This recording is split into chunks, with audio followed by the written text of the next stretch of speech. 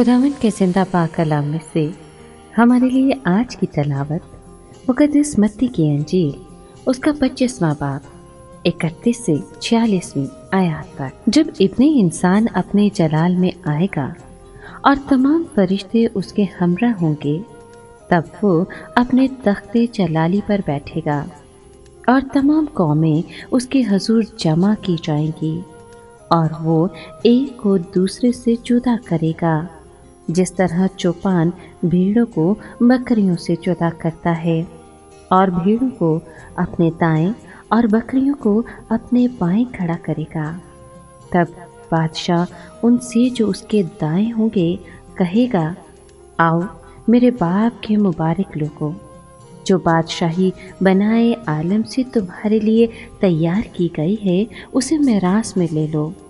क्योंकि मैं भूखा था और तुमने मुझे खाने को दिया, मैं प्यासा था और तुमने मुझे पीने को दिया, मैं परदेसी था और तुमने मेरी खातिरदारी की, नंगा था और तुमने मुझे पहनाया, बीमार था और तुमने मेरी इयादत की, कैद में था और तुम मेरे पास आए। तब रास्तबाज उसके जवाब में कहेंगे, ए खुदावन, कब हमने तुझे भूखा देखा और खाने को दिया, और प्यासा देखा और पीने को दिया, और कब हमने तुझे परदेसी देखा और खातिरदारी की, या नंगा देखा और पहनाया, या कब हम तुझे बीमार या कैद में देखकर तेरे पास आए। बादशाह जवाब में उनसे कहेगा, मैं तुमसे सच कहता हूँ, क्योंकि तुमने मेरे इन सब से छोटे भाइयों में से किसी एक के साथ ऐसा किया तो मेरे ही साथ किया। तब वो उनसे भी जो उसके बाएं होंगे कहेगा, ऐ मलाउनो, मेरे सामने से उस दायमी आग में चले जाओ जो शैतान और उसके फरिश्तों के लिए तैयार की गई है।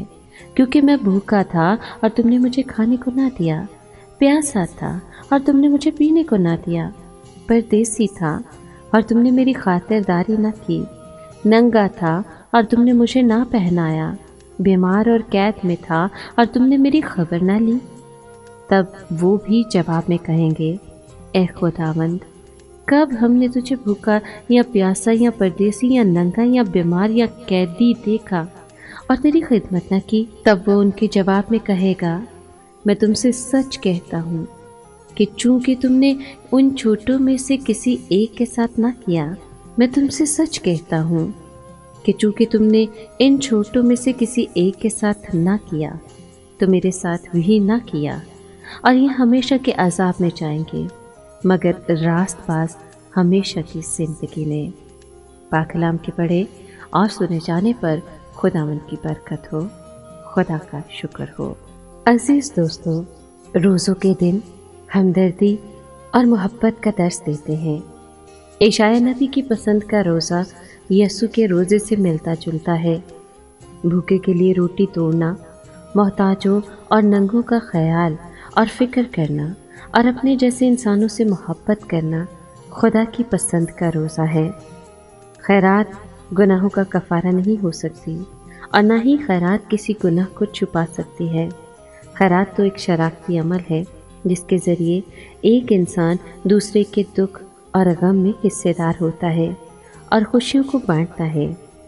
कभी कभी हमारा ये अमल दिखावे के लिए होता है, जो सरासर एहसास, मोहब्बत और शराकत के तकाज़ों को पूरा नहीं करता। हमें दूसरों की मदद के लिए बहुत कुछ देना लाज़मी नहीं है, बल्कि अपनी रोटी को भूखे के लिए तोड़ना और किसी ज़रूरतमंद की ज़रूरत में मदद करना ही असल पैगाम है।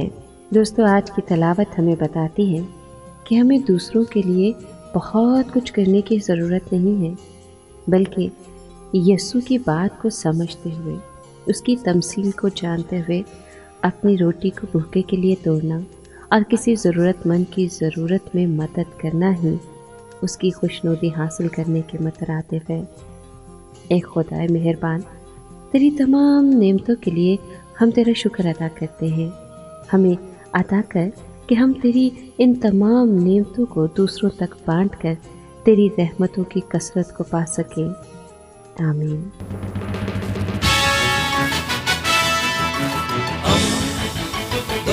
درستی کا پیمبر ریڈیو ویریتاس ایشیا